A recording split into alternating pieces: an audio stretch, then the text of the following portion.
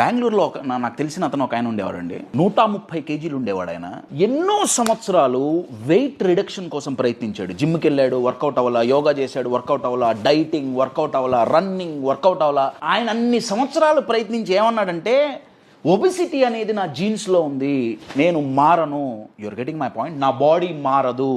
కానీ ఉన్నట్టుండి 4 నెలల్లో దగ్గర 60 కేజీలు ఆయన తగ్గాడు. ఎలా తగ్గావని నేను అడిగితే ఆయన ఏమన్నారంటే, నా కూతురు కిడ్నీ ఫెయిల్ అయింది, నేను నా కిడ్నీ డొనేట్ చేయడానికి డాక్టర్స్ నన్ను ఆపరేట్ చేయనన్నారు. కూతురు బతకాలి అంటే నేను వెయిట్ తగ్గాలి. ఈ యొక్క single reason my dear friends, 4 నెలల్లో 4 సంవత్సరాల్లో రాని రిజల్ట్ అతనికి 4 నెలల్లో వచ్చింది. మై డియర్ ఫ్రెండ్స్, పంట పండాలి అంటే సీజన్ కావాలి, మనం మారాలి అంటే రీజన్ కావాలి.